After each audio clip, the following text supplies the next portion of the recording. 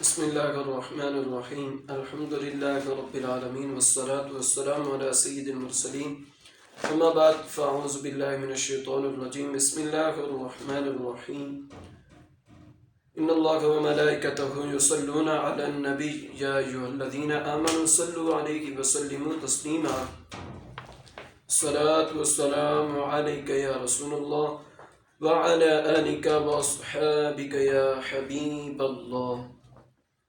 نویت سنت الاعتکاف، میں نے سنت اعتکاف کی نیت کی۔ جب بھی مسجد میں داخل ہوں یاد آنے پر نفلی اعتکاف کی نیت فرما لیا کریں۔ جب تک مسجد میں رہیں گے نفلی اعتکاف کا ثواب حاصل ہوتا رہے گا اور ضمناً مسجد میں کھانا پینا بھی جائز ہو جائے گا۔ درود شریف کے حوالہ سے حدیث مبارکہ سماعت فرما رہے، نبی کریم رؤوف الرحیم صلی اللہ تعالیٰ علیہ وسلم کا فرمان علی شان ہے، بے شک اللہ عز و جل کے کچھ فرشتے زمین میں سیر کرتے ہیں اور درود پاک پڑھنے والے کا درود شریف مجھ تک پہنچاتے ہیں۔ ہم غریبوں کے آقا پہ بے حد درود، ہم فقیروں کی ثروت پہ لاکھوں سلام۔ پڑھ لیجیے صلو علی الحبیب صلی اللہ تعالیٰ علی محمد صلی اللہ علیہ وسلم۔ اے عاشقان رسول، جتنی زیادہ اچھی نیتیں ہوں گی آپ کو اتنا زیادہ ثواب ملے گا، کیونکہ بغیر اچھی نیت کے کسی بھی عمل خیر کا ثواب نہیں ملتا۔ جتنی اچھی نیتیں زیادہ اتنا ثواب بھی زیادہ۔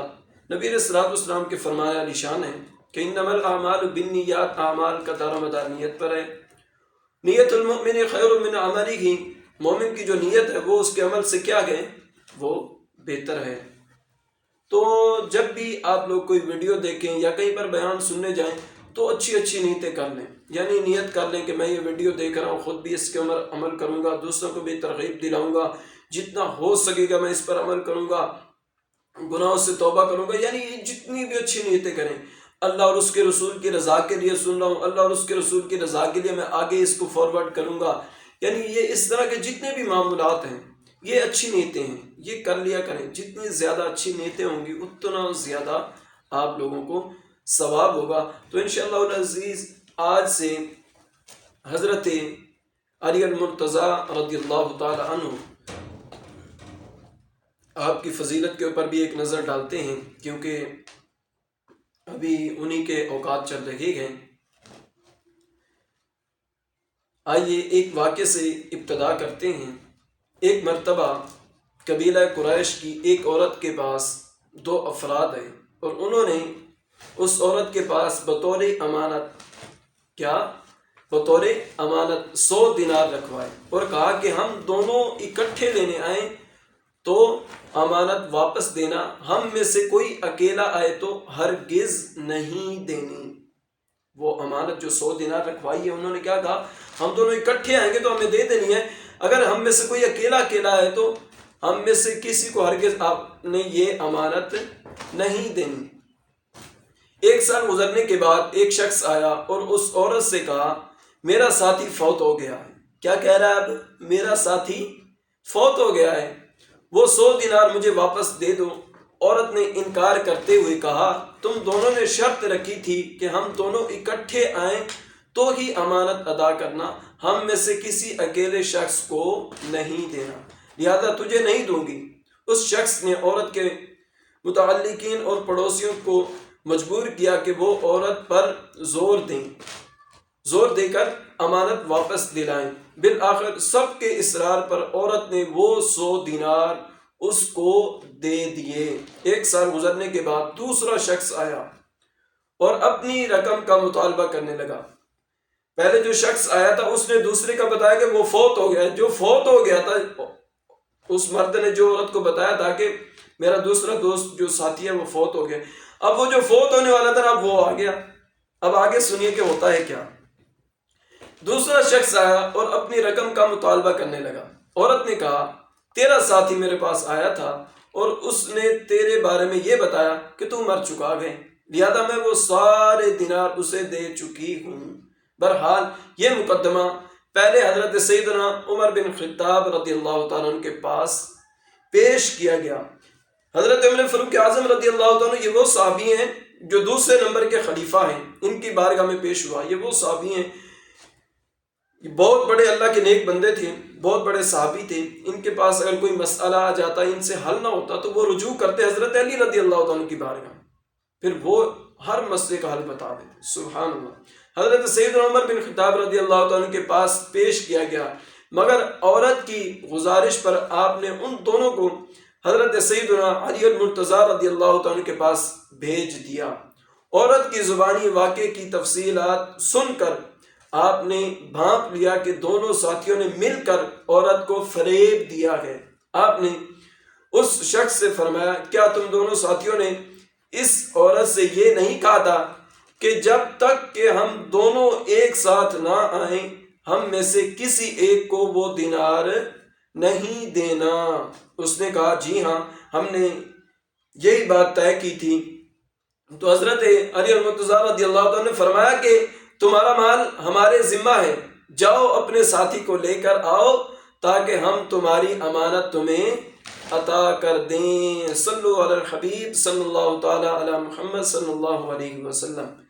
اے عاشقان رسول، بیان کردہ حکایت سے معلوم ہوا کہ امیر المومنین حضرت سیدنا علی المرتضیٰ شیر خدا رضی اللہ تعالیٰ عنہ کو اللہ عز و جل نے بے پناہ علم کے ساتھ ساتھ اعلیٰ قسم کی ذہنی صلاحیتوں سے بھی نوازا تھا. یہی وجہ ہے کہ آپ نے اپنی ذہانت سے اس عورت کو دو آدمیوں کے مکر و فریب کی وجہ سے پہنچنے والے مالی نقصان سے بچا لیا. یاد رہے کہ حضرت سیدنا علی المرتضیٰ شیر خدا رضی اللہ تعالیٰ کی ذات گرامی بہت سے کمالات اور خوبیوں کو اپنے اندر جمع کیے ہوئے ہیں. مثلا آپ شیر خدا بھی ہیں اور داماد مصطفیٰ بھی ہیں، حیدر کرار بھی ہیں اور صاحب سخاوت بھی ہیں، صاحب شجاعت بھی ہیں اور عبادت اور ریاضت والے بھی ہیں، فصاحت و بلاغت والے بھی ہیں اور علم والے بھی ہیں. الغرض آپ بہت سے کمالات و خوبیوں کے جامع ہیں اور ہر ایک کمال و خوبی میں ایک منفرد اور نمایاں مقام رکھتے ہیں. آئیں آپ کی سیرت مبارکہ کے ذکر خیر سے کچھ برکتیں حاصل کرنے کی سعادت حاصل کرتے ہیں. آپ بھی حاصل کریں، میں بھی حاصل کرتا ہوں. آئیے سماعت فرمائیں. آپ کا نام جو ہے علی بن ابی طالب ہے. آپ کا نام کیا ہے؟ علی بن ابی طالب، اور کنیت ابو الحسن بھی ہے اور ابو تراب بھی ہے. آپ حضور صلی اللہ تعالی علیہ وسلم کے چچا ابو طالب کے صاحبزادے اور حضور اکرم صلی اللہ تعالی علیہ وسلم کے چچا زاد بھائی بھی ہیں. آپ کی والدہ محترمہ کا اسم گرامی فاطمہ بنت اسد بن ہاشم ہے، جنہوں نے اسلام قبول کیا، ہجرت کی اور مدینہ میں وفات پائی. آپ رضی اللہ تعالی عنہ کا قبول اسلام. امیر المومنین حضرت سیدنا علی المرتضیٰ رضی اللہ تعالی نے کم عمر ہی میں اسلام قبول فرما لیا تھا، جیسا کہ اعلیٰ حضرت امام احمد رضا خان فاضل بریلوی رحمۃ اللہ تعالی علیہ فرماتے ہیں، جس وقت حضرت علی المرتضیٰ رضی اللہ تعالیٰ عنہ اسلام لائے اس وقت آپ کی عمر 8 یا 10 سال تھی. آپ کی عمر کتنی تھی؟ 8 یا 10 سال تھی. آپ رضی اللہ تعالیٰ عنہ کا رشتہ اخوت جو ہے، اے عاشقان رسول، حضرت علی رضی اللہ عنہ کا رشتہ اخوت جو ہے، اس کے بارے میں بھی جاننا ہمارے لیے بہت ضروری ہے. امیر المومنین حضرت سیدنا علی المرتضیٰ رضی اللہ عنہ کی ذات مبارکہ بچپن ہی سے سرکار صلی اللہ تعالی علیہ وسلم کی نور نظر تھی. آپ حضور اکرم نور مجسم صلی اللہ تعالی علیہ وسلم کی پرورش میں رہے. آپ کی بہت سی خصوصیات میں سے ایک خصوصیت یہ بھی ہے کہ آپ سرکار دو جہاں صلی اللہ تعالی علیہ وسلم کے چچا زاد بھائی ہونے کے ساتھ ساتھ عقد مواخات، یعنی وہ عقد جس میں نبی اکرم صلی اللہ تعالی علیہ وسلم نے انصار و مہاجرین کو ایک دوسرے کا بھائی بنایا تھا، اس میں بھی آپ صلی اللہ تعالی علیہ وسلم کے بھائی ہیں. چنانچہ حضرت سیدنا عبداللہ بن عمر رضی اللہ تعالی عنہما سے روایت ہے کہ رسول اللہ صلی اللہ تعالی علیہ وسلم نے جب مدینہ طیبہ میں اخوت یعنی بھائی چارہ قائم فرمایا تو حضرت علی المرتضیٰ رضی اللہ تعالیٰ عنہ روتے ہوئے بارگاہ رسالت میں حاضر ہوئے اور عرض کیا، یا رسول اللہ صلی اللہ علیہ وسلم، آپ نے سارے صحابہ کرام علیہم رضوان کے درمیان بھائی چارہ قائم فرمایا مگر مجھے کسی کا بھائی نہ بنایا۔ حضور اکرم نور مجسم صلی اللہ تعالی علیہ وسلم نے ارشاد فرمایا، انت اخی فی الدنیا والآخرہ، یعنی اے علی تم دنیا میں بھی میرے بھائی ہو اور آخرت میں بھی میرے بھائی ہو۔ سبحان اللہ، ترمذی کی حدیث مبارکہ تھی۔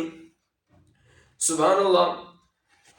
اللہ عز و جل حضرت سیدنا علی المرتضیٰ شیر خدا رضی اللہ تعالی عنہ کا کیا مقام و مرتبہ ہے کہ سرکار صلی اللہ تعالی علیہ وسلم نے کمال شفقت فرماتے ہوئے آپ کو اپنا دینی بھائی بنایا۔ صرف یہی نہیں بلکہ نبی اکرم نور مجسم صلی اللہ تعالی علیہ وسلم نے حضرت علی المرتضیٰ رضی اللہ تعالیٰ عنہ کی ایسی شان و عظمت بیان فرمائی کہ ان سے محبت کرنا اللہ عز و جل سے محبت کرنا اور ان سے دشمنی کرنا اللہ عز و جل سے دشمنی مول لینا قرار دیا۔ چنانچہ حضرت سیدنا ام سلمہ رضی اللہ تعالی عنہ سے روایت ہے کہ رسول اللہ صلی اللہ تعالی علیہ وسلم نے فرمایا، من احب علیا فقد احبنی ومن احبنی فقد احب اللہ، یعنی جس نے علی سے محبت کی اس نے مجھ سے محبت کی، اور جس نے مجھ سے محبت کی اس نے اللہ عز و جل سے محبت کی۔ ومن ابغض علیا فقد ابغضنی ومن ابغضنی فقد ابغض اللہ، یعنی جس نے علی سے بغض رکھا اس نے مجھ سے بغض رکھا، اور جس نے مجھ سے بغض رکھا اس نے اللہ عز و جل سے بغض رکھا۔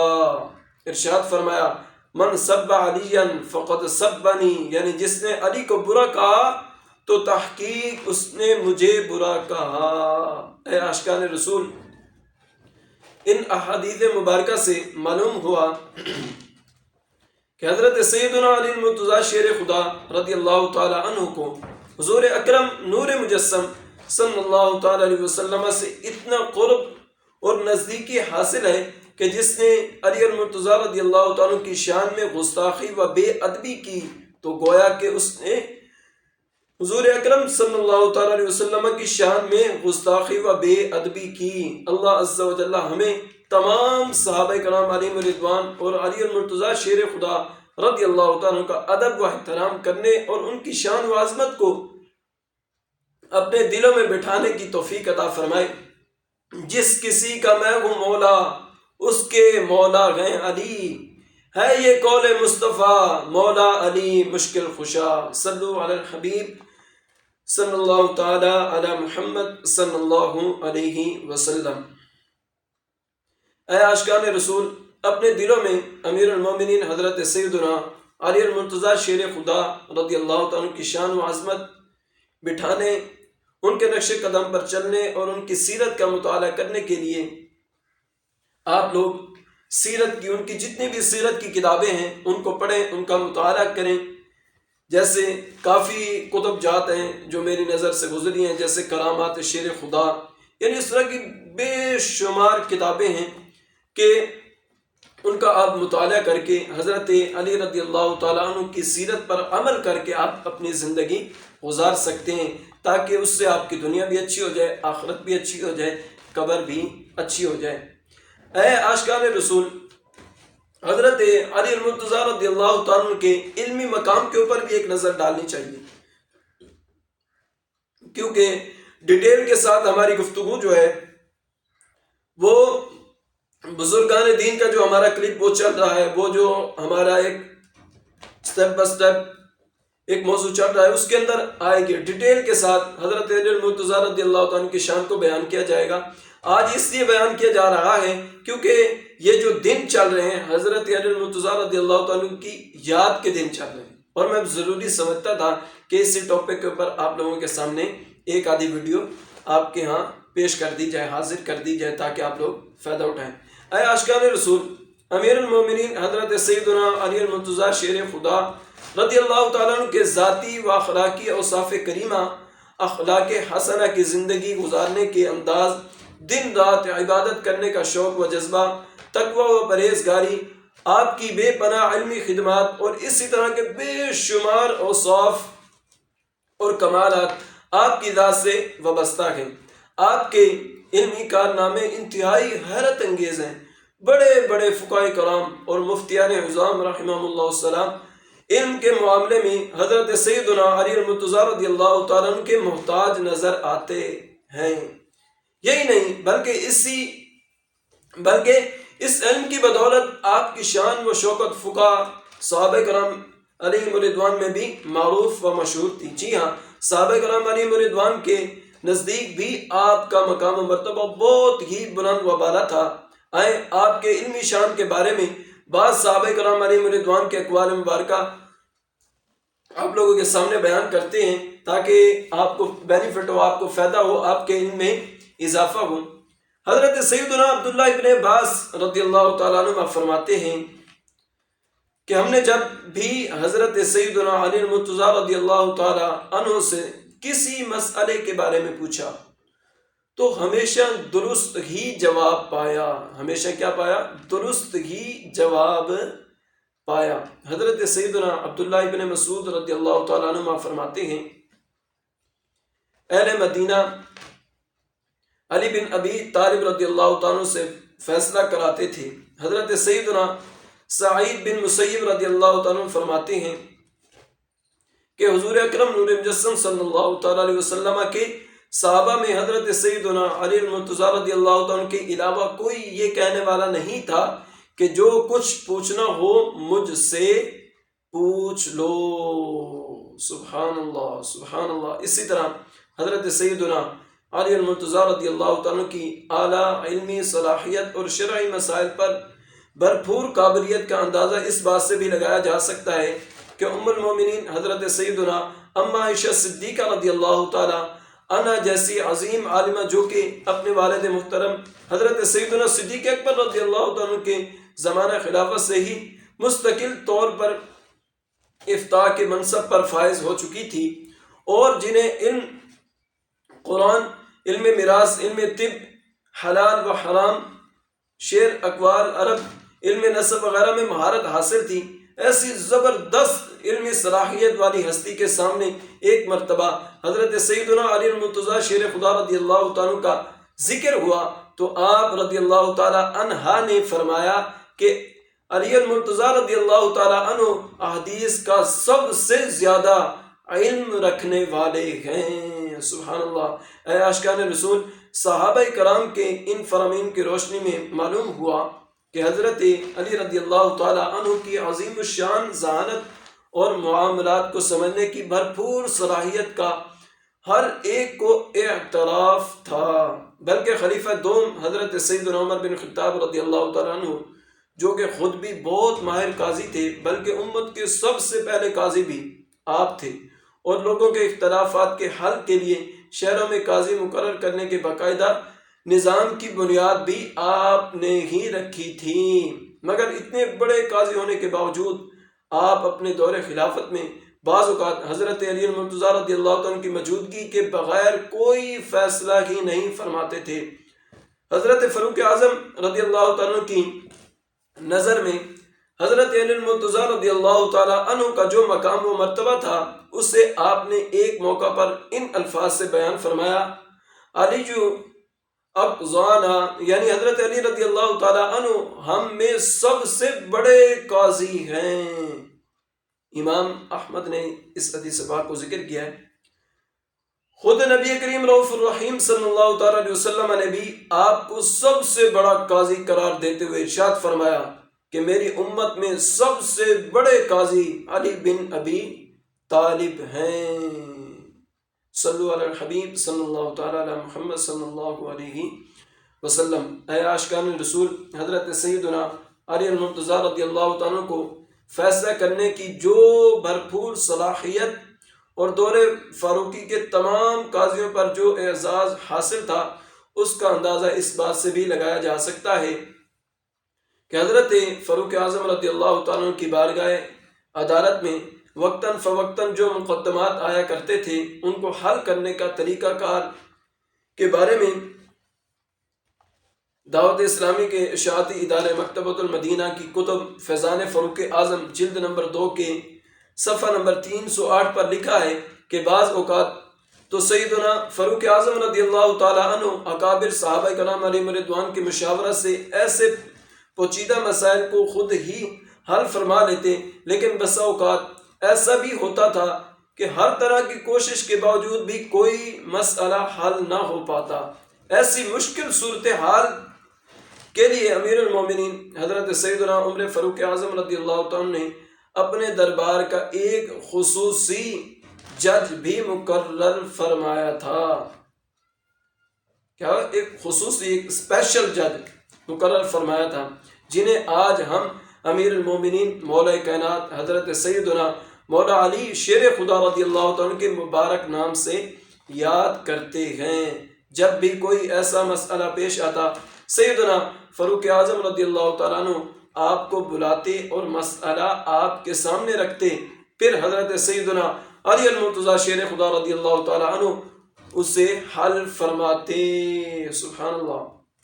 بعض اوقات تو انتہائی مشکل معاملے کو حضرت علی رضی اللہ تعالیٰ عنہ اس قدر آسانی سے حل کر لیا کرتے کہ امیر المومنین حضرت سیدنا عمر فاروق اعظم رضی اللہ تعالیٰ عنہ داد دیے بغیر نہ رہتے۔ اسی ضمن میں ایمان افروز واقعات سنتے ہیں۔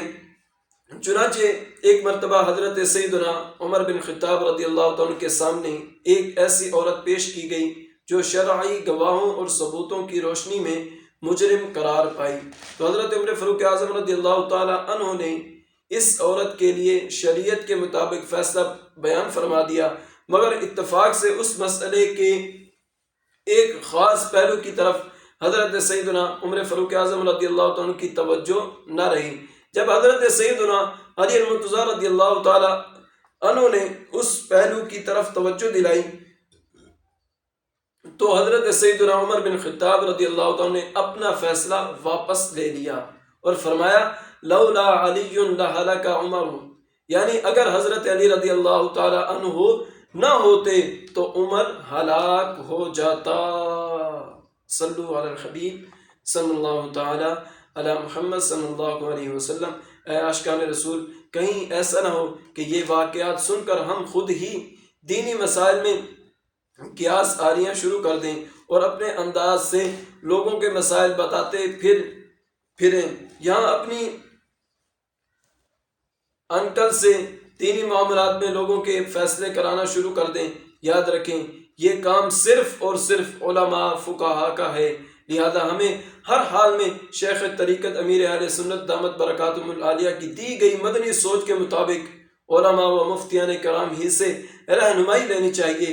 اے امیر المومنین حضرت سیدنا عمر فاروق اعظم رضی اللہ تعالیٰ عنہ کا اس بارے میں کیا انداز ہوا کرتا تھا، ملاحظہ کیجئے۔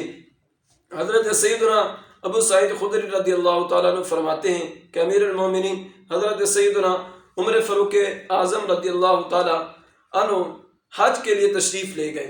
آپ نے طواف کعبہ کرتے ہوئے حجر اسود کی طرف دیکھ کر ارشاد فرمایا، میں جانتا ہوں کہ تو صرف ایک پتھر ہے جو نہ تو نفع دے سکتا ہے اور نہ ہی نقصان، اور اگر میں نے سرکار دو عالم صلی اللہ تعالیٰ علیہ وسلم کو تجھے چومتے ہوئے نہ دیکھا ہوتا تو میں بھی کبھی تجھے نہ چومتا۔